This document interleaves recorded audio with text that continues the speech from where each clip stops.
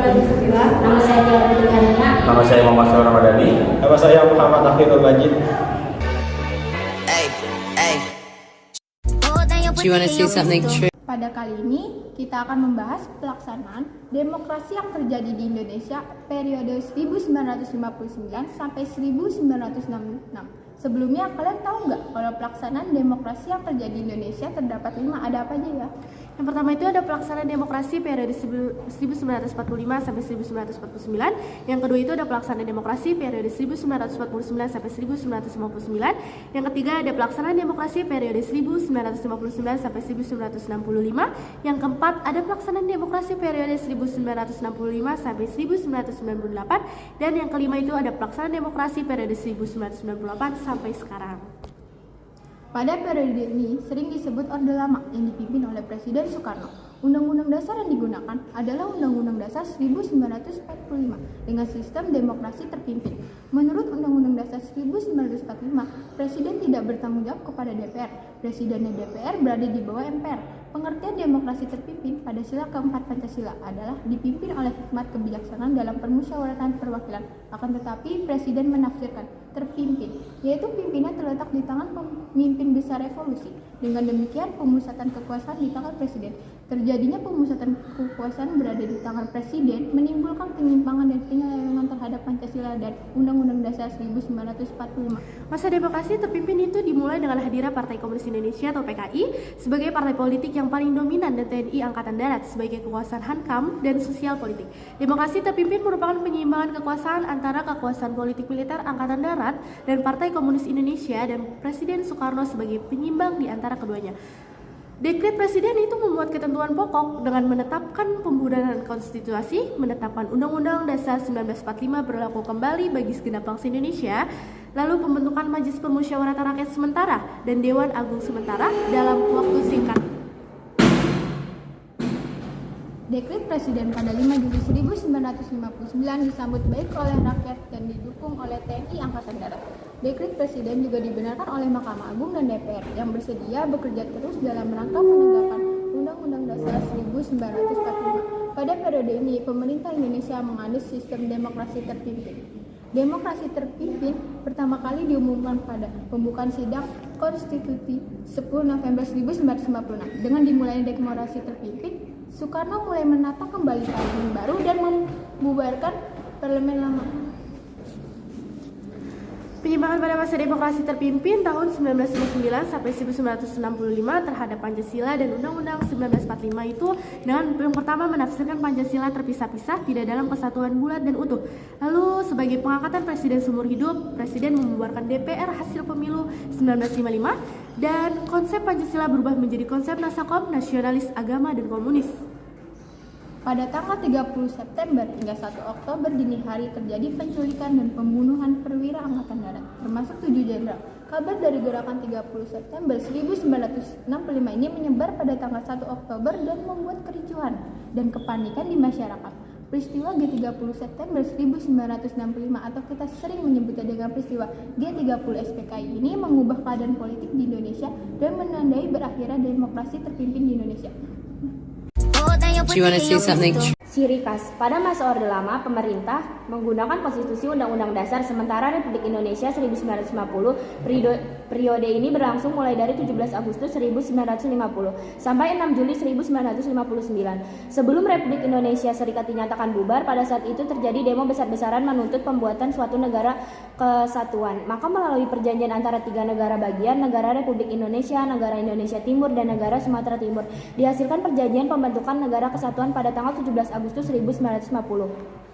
Sejak 17 Agustus 1950, negara Indonesia diperintah dengan menggunakan Undang-Undang Dasar Sementara Republik Indonesia 1950 yang menganut sistem kabinet parlementer. Undang-Undang Dasar Sementara Republik Indonesia atau dikenal dengan UUDS 1950 adalah konstitusi yang berlaku di negara Republik Indonesia sejak 17 Agustus 1950 hingga dikeluarnya Dekret Presiden 5 Juli 1959. UUDS 1950 ditetapkan berdasarkan Undang-Undang Nomor 7 Tahun 1950 tentang perubahan perubahan konstitusi sementara Republik Indonesia Serikat menjadi Undang-Undang Dasar Sementara Republik Indonesia dalam sidang pertama babak ketiga rapat ke-71 DPR RI tanggal 14 Agustus 1950 di Jakarta. Konstitusi ini dinamakan sementara karena hanya bersifat sementara, menunggu terpilihnya konstituante hasil pemilihan umum yang akan menyusun konstitusi baru. Pemilihan umum 1955 berhasil memilih konstituante secara demokratis, namun konstituante gagal membentuk konstitusi baru hingga berlarut-larut. Di sini saya akan melanjutkan membacakan ciri khas dari pemerintahan Orde Lama yang sebelumnya telah dibacakan oleh Tiara Putri Kania. Demokrasi terpimpin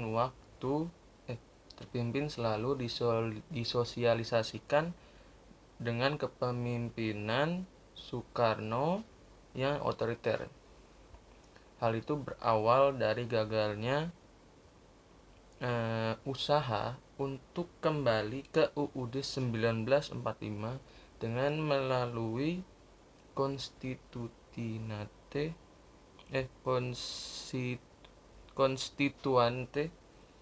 dan rentetan peristiwa-peristiwa politik yang mencapai klimaksnya dalam bulan Juni tahun 1959 yang akhirnya mendorong Presiden Soekarno mengeluarkan dekrit presiden pada tanggal 5 Juli tahun 1959. Dekrit itu dikeluarkan dalam suatu acara resmi di Istana Merdeka mengumumkan dekrit presiden mengenai pembubaran konstituante dan berlakunya kembali UUD tahun 1945 dalam kerangka sebuah sistem demokrasi, yakni demokrasi terpimpin.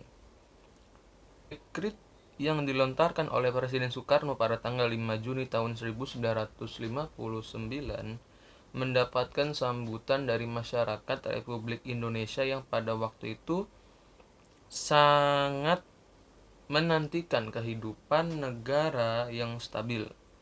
Namun kekuatan dekrit tersebut bukan hanya berasal dari sambutan yang hangat dari sebagian besar rakyat Indonesia, tetapi terletak dalam dukungan yang diberikan oleh unsur-unsur penting negara lainnya seperti Mahkamah Agung dan KSAD.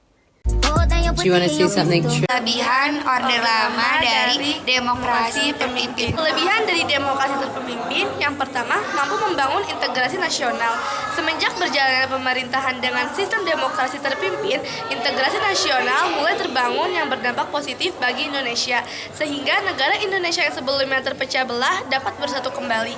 Dengan adanya hal ini, tidak ada golongan tertentu yang melakukan persaingan dengan menguasai satu sistem pemerintahan dan tunduk kepada setiap kebaikan atas keputusan yang telah ditetapkan oleh satu pemimpin negara, yaitu presiden. Yang kedua, mempermudah mendirikan banyak lembaga negara. Hal ini juga disesuaikan dengan kebijakan Undang-Undang Dasar 1945 yang banyak bidang pemerintahan telah berhasil dibentuk dan dijalankan menggunakan sistem demokrasi terpimpin. Meskipun dalam sistem terdapat hal yang sedikit menyimpang, akan tetapi sistem demokrasi terpimpin cukup efektif karena telah berhasil dalam membentuk dan menjalankan berbagai lembaga negara yang tidak ada pada sistem pemerintahan sebelumnya. Adapun beberapa contoh lembaga negara pemerintahan yang berhasil dibuat saat diberlakukannya sistem demokrasi terpimpin di Indonesia, diantaranya seperti MPR, DPAS, DPRG, Front Nasional yang lembaga negara Indonesia. Yang ketiga, pengelolaan berbagai bidang yang lebih tertata. Kelebihan demokrasi yang terpimpin yang selanjutnya ialah pengelolaan berbagai bidang yang lebih tertata. Sebelumnya, negara kita Indonesia pernah mengalami keadaan yang cukup semeraut dan terdapat perselisihan di berbagai bidang pemerintahan ketika sistem demokrasi terpimpin belum diterapkan. Oleh karena itu, dengan adanya sistem demokrasi ini, pengelolaan berbagai bidang dalam pemerintahan mulai ditata kembali seperti bidang ekonomi, politik, ideologi, keamanan, dan berbagai bidang pemerintah lainnya. Yang keempat, membentuk rasa gotong royong pada masyarakat Indonesia. Keunggulan demokrasi terpimpin lainnya ialah membentuk rasa gotong royong pada sebagian besar masyarakat Indonesia. Contohnya ialah dari banyaknya jumlah kabinet yang telah dibentuk pada pemerintahan sebelumnya. Seringkali terjadi perselisihan dan saling bersaing yang pada akhirnya dapat bersatu kembali. Tentu hal ini merupakan dampak positif bagi seluruh masyarakat Indonesia yang dapat diterapkan di berbagai bidang selain lembaga pemerintahan. Jadi tak heran sifat gotong royong yang saya membutuhkan satu sama lain seperti ini masih bertahan hingga sekarang karena mempunyai segudang manfaat. Yang kelima, menimbulkan jiwa nasionalisme yang tinggi. Selain itu, sistem demokrasi terpimpin juga dapat menimbulkan jiwa nasionalisme yang tinggi. Tentu hal ini berdampak dapat menyatukan kembali semua elemen masyarakat yang terpecah belah karena perbedaan politik atau hal lainnya. Yang keenam, kembalinya Irian Jaya. Ketika kemerdekaan Indonesia terdapat konferensi meja bundar yang telah menegaskan bahwa wilayah negara Indonesia meliputi seluruh bekas kolonialisme atau jajahan Belanda. Hal ini memiliki artian bahwa Pulau Papua atau Irian Jaya termasuk ke dalam wilayah negara Indonesia. Akan tetapi pada kenyataannya, wilayah Papua masih dipegang oleh Belanda yang terus dikuasai hingga Kabinet Ali Sastroamidjojo berakhir. Kabinet tersebut tidak berhasil atau gagal dalam mengembalikan Pulau Papua ke wilayah negara Indonesia pada 1 Desember tahun 1961. Pihak Belanda mulai mendeklarasikan Dewan Nasional Papua sebagai suatu negara yang terpisah dari Indonesia. Do you want to see something true? Ya, di sini saya akan membahas tentang kelemahan masa demokrasi terpimpin atau biasa disebut dengan Orde Lama. 1. Mengaburnya sistem kepartaian partai. Politik bukan untuk mempersiapkan diri untuk mengisi jabatan politik di pemerintahan, tapi lebih sebagai elemen penopang dari tarik ulur kekuatan antara lembaga kepresidenan, TNI AD, dan Partai Komunis Indonesia atau biasa kita sebut dengan PKI. Yang kedua, melemahnya lembaga legislatif. Dibentuknya DPR gotong royong atau biasa disebut dengan DPR-GR membuat sistem politik melemah. Hal ini dikarenakan DPR-GR hanya merupakan instrumen politik lembaga kepresidenan. Proses rekrutmen politik untuk lembaga ini juga ditentukan oleh presiden. Yang ketiga, ada hak dasar manusia yang sangat lemah.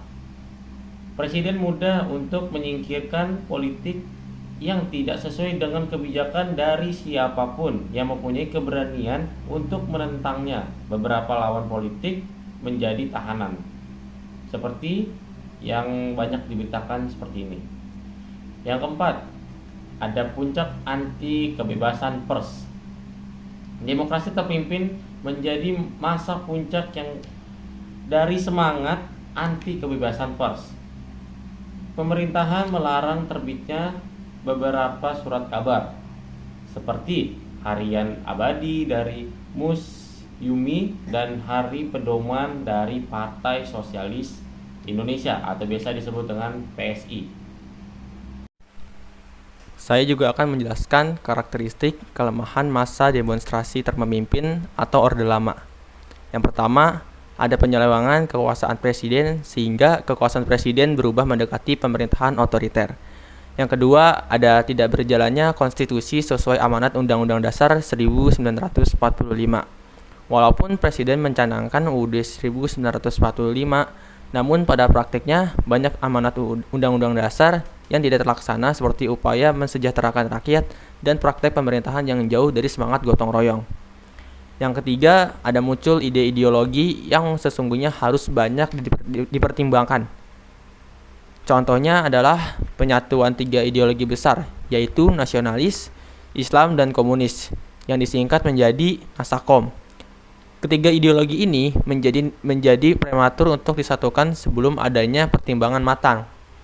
Yang keempat, ada kebebasan berpendapat tidak terakomodasi dengan baik karena suara pers dan suara parlemen yang tidak sejalan dengan mudah diabaikan.